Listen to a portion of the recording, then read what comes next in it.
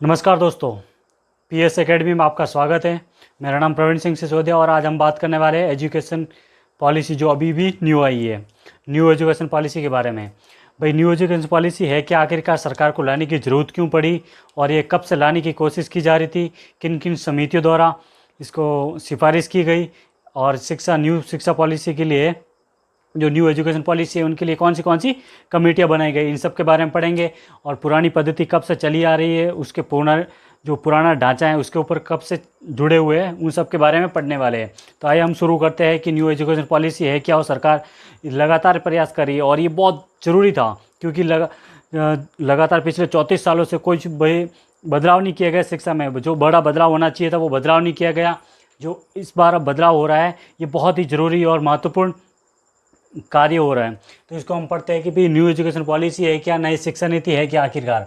तो new education policy को शुरू करने से पहले हम ये बता देता हूँ कि न्यू एजुकेशन पॉलिसी इस बार वाली बहुत ही बेहतरीन है स्किल डेवलपमेंट को करने के लिए, यानी ज्ञान आधारित शिक्षा, वर्चुअल शिक्षा को बढ़ाने के लिए। यानी कि बच्चों का जो किताबी भार था, यानी किताबी भार हुआ करता था कि भाई बड़े बड़े बैग लाद के लेके जाना पड़ते थे स्कूल में, अब उन वज़न जो किताबों का वज़न था उसको बहुत ही कम किया गया है और बच्चे को स्किल यानी कि बहुत ही तकनीकी आधार पर डिजिटल माध्यम से शिक्षा देने की कोशिश की जा रही है। इसमें यह भी किया जा रहा है कि भाई बच्चों कम से कम किताबों पर निर्भर थे। जो रट्टा पद्धति थी उन पद्धति को समाप्त करके एक नई प्रकार की प्रणाली यानी डिजिटल माध्यम से, तकनीकी माध्यम से करना शुरू किया है। अब इस शिक्षा के अंदर खास बात यह है कि भाई जो पुरानी पद्धति के अंदर बहुत सारे ढांचागत इसमें कमियां थी, उन कमियों को सुधारा गया है और अब एक नया प्रकार की प्रणाली लेके आया है। इसको लागू करने से पहले सरकार ने बहुत ही यानी मंत्रिमंडल ने अभी तक उसको पारित किया है। मंत्रिमंडल ने एक बिल बनाया है, बिल बनाना अभी तक वो एक्ट बना नहीं है, उसको लोकसभा राज्यसभा में पारित होना बाकी है। अभी तक तो मंत्रिमंडल में ही एक प्रस्ताव है, तो प्रस्ताव के तौर पे है, लेकिन क्योंकि मोदी गवर्नमेंट बहुमत में है, तो संसद के अंदर जो बहुमत होती है उनके पास जो भी है, जो इतने बिल पास होते आ रहे थे उसी तरह ये भी बिल पास हो जाएगा। तो इसमें कोई बड़ी बात नहीं है और ये आने वाले समय में बहुत जल्दी ही एक्ट बन जाएगा और लगता है कि 2021 से ही ये पॉलिसी लागू हो जाएगी और इसके बाद सभी राज्यों के अंदर, अपने अपने स्टेट के अंदर ये सारी पॉलिसी को लागू करने का इम्प्लीमेंटेशन हो जाएगा। लेकिन इसकी बात शुरू करते हैं कि भाई पॉलिसी लाने से पहले क्या सरकार का अपना निर्णय है या फिर बड़े बड़े विशेषज्ञों या फिर शिक्षाविदों का भी इसमें भाग है। तो हाँ दोस्तों, इसमें बहुत सारे यानी 2.5 लाख के आसपास, मैं कहूँ तो 2.5 लाख पंचायतों, ग्राम पंचायतों, 6,600 ब्लॉक, 6,600 ब्लॉक हो गए और 676 जिलों से राय मशवरा सजेशन लेने के बाद ये पॉलिसी बनाई गई है।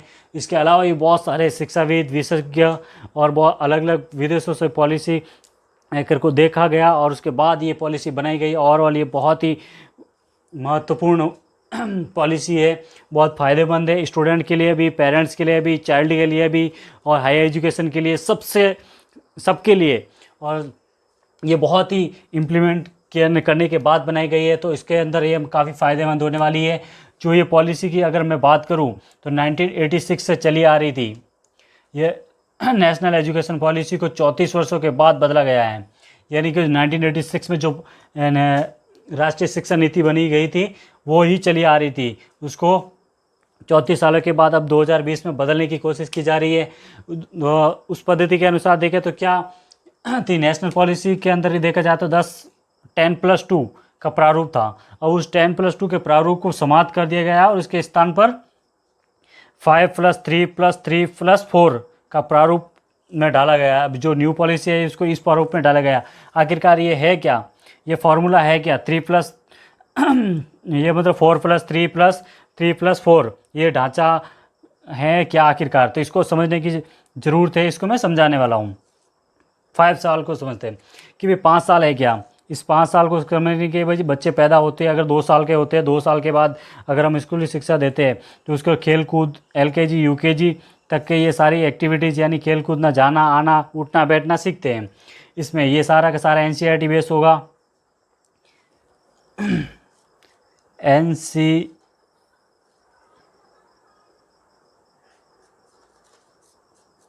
NCERT बेस होगा। उसके बाद जो बच्चा सेकंड क्लास में आ जाता है तो उसके बाद यानी थर्ड, फोर और फाइव, यानी ये 3 साल जो 5वीं क्लास तक के आएंगे, यानी 5वीं तक की पढ़ाई मातृभाषा में, स्थानीय भाषा में और राष्ट्रभाषा में कर सकता है बच्चा। कोई भी बच्चा हो वो अपने 5वीं तक की पढ़ाई यानी 5 साल के बाद 3 साल की जो पढ़ाई होगी वो सारी सारी मातृभाषा में कर सकता है, स्थानीय भाषा या राष्ट्रभाषा में कर सकता है। ये 5वीं तक की, ये 5वीं तक की सारी शिक्षा ज्ञान आधारित, तकनीकी आधारित होगी। तो इसको हम और भी ज़्यादा समझने की कोशिश करते हैं। +3 और क्या है, जो बच्चा 5वीं के बाद 8th क्लास तक मतलब ये भी मातृभाषा में हो सकता है पढ़ाई, स्थानीय भाषा में कर सकता है। लेकिन इसके बाद भी 8+ के बाद अगर 4 की बात की जाए तो ये 4 वाला फार्मूला क्या है आखिरकार? 4 वाला फार्मूला है कि भाई इसमें बच्चे जो है 8+ यानी 12 तक सेमेस्टर सिस्टम, यहाँ से सेमेस्टर सिस्टम लागू हो जाएगा। समझ लेना मेरी बात कि यहाँ से जो बच्चे हैं 8वीं क्लास के बाद 9, 10, 11, 12 ये सारी की सारी सेमेस्टर सिस्टम में होगी। सेमेस्टर में होने का फ़ायदा ये हो कि बच्चे को साल में 2 बार अलग अलग टाइम में सेमेस्टर वाइज एग्ज़ाम देने पड़ेंगे, उसमें काफ़ी पढ़ाई करते हैं और ज्ञान आधारित, तकनीकी आधारित होगी तो उनको किताबी भार भी कम हो जाएगा। तो ये शिक्षा प्रणाली काफ़ी अच्छी है। अगर मैं बात करूँगा 2014 में मोदी सरकार बनी थी, तभी उन्होंने अपने मैनिफेस्टो के अंदर बात कही हुई थी कि हम एक नया एजुकेशन पॉलिसी लेके आएंगे, जो फाइनली अब लेके आए। यानी उन्होंने अपना फर्स्ट कार्यकाल था तभी 16-17 के अंदर, 15 में ही उन्होंने कमेटी बनाना चालू कर दी थी और फिर 15-16 में और 17 में फाइनली डॉक्टर कस्तूरी रंजन वाली कमेटी बनाकर उन्होंने अपना प्रारूप यानी रिपोर्ट कार्ड पेश किया था, जो अभी कैबिनेट ने बिल बना के जारी किया है। तो अभी देखते हैं कि भाई इसमें खास बात ये थी कि ये नई शिक्षा नीति को पूरा का पूरा ज्ञान पे आधारित बनाया गया है कि भाई जो शिक्षा होते बच्चे जो होता है, पहले क्या है कि बहुत सारा रट्टा मार के पढ़ना पड़ता था, लेकिन अब इसको थोड़ा बदलाव करके उसमें खास ये क्या है कि भाई कम से कम यानी समझे बच्चा और थोड़ा तकनीकी आधार पर यानी तर्क के आधार पर शिक्षा हो, तो तर्क आधार पर शिक्षा बनाने की कोशिश की जा रही है और ये पूरी की पूरी इसमें होगी। और 11-12 की मैं बात करूँ तो ये पूरा सेमेस्टर में परीक्षा होगी इसमें। ठीक है दोस्तों, अभी बात आते हैं कि भाई सारी की सारी मैं बात करूँ तो ये क्षेत्रीय भाषाओं में ई-कोर्स और वर्चुअल लैब विकसित किए जाएंगे। यानी क्षेत्रीय भाषाओं में अलग अलग स्टेट की यानी गुजरात, महाराष्ट्र, तेलंगाना, तमिलनाडु अपनी अपनी भाषाओं में यानी क्षेत्रीय भाषाओं में ई-कोर्स और वर्चुअल लैब्स विकसित किए जाएंगे। एक नेशनल एजुकेशन साइंटिफिक फोरम की शुरुआत की जाएगी। ठीक है, ये भी किया जाएगा। ऑनलाइन एवं तकनीकी शिक्षा पर जोर दिया जा रहा है।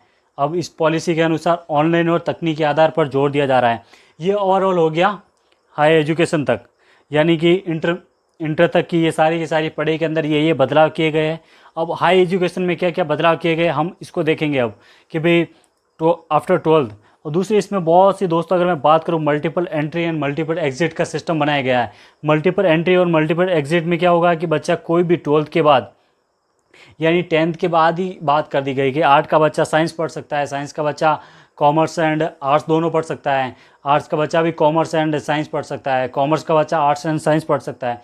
तो ऐसे ऐसे ये मल्टीपल एंट्री और मल्टीपल एग्जिट के द्वारा बच्चे जो बीच में पढ़ाई छोड़ दी कोई भी कारणवश, आर्थिक रूप से या फिर अन्य कारणों की वजह से अगर बीच में पढ़ाई छोड़ देते हैं तो उसके लिए काफ़ी फ़ायदेमंद होता है हमारा, क्योंकि ये सारी की सारी एजुकेशन हाई एजुकेशन की मैं बात करूँ तो आफ्टर 12th के बाद ये 3 या 4 वर्षों की पढ़ाई यानी कॉलेज सिस्टम के 3-4 वर्षों की कर दी गई है। इसमें इस बदलाव क्या किया गया है कि भाई जो एक वर्ष में अगर मान लें कि 1 वर्ष पढ़ने के बाद अगर कॉलेज में एडमिशन ले लेता हूँ, 1 वर्ष अगर मैंने गया और अगर 1 वर्ष के बाद अगर कोई स्टूडेंट अपने कोई भी कारणवश आर्थिक रूप से या अन्य कारणों की वजह से अगर कॉलेज को ड्रॉप आउट करता है, तो ड्रॉप आउट करने के बाद अगर 1 वर्ष में छोड़ता है तो वो उसको सर्टिफिकेट दे दिया जाएगा। अगर वो 2 साल करने के बाद अगर छोड़ता है तो उसको डिप्लोमा दे दिया जाएगा। अगर वो 3 साल करने के बाद अगर छोड़ता है तो उसको डिग्री सर्टिफिकेट दे दिया जाता है, डिग्री मिल जाती है। और 4 वर्षों के बाद अगर वो 4 वर्ष के बाद अगर ड्रॉप आउट करता है तो उसको रिसर्च के अंदर दे दिया जाता है। और सबसे बड़ा बदलाव ये किया गया दोस्तों कि भाई जो ड्रॉप आउट के बाद यानी बहुत सारे कारणों की वजह से बच्चे ड्रॉप आउट कर देते हैं, उन बच्चों के लिए ये वापस सिस्टम में आ जाएंगे और आने के बाद ये सारे के सारे एजुकेशन का फ़ायदा ले सकते हैं। तो अब कोई भी शिक्षा से वंचित नहीं रह सकता, गरीब अमीर या फिर किसी भी कैटेगरीज का हो। अब दूसरा बड़ा बदलाव ये किया गया है कि भाई एमए के बाद अब सीधा पीएचडी कर सकता है।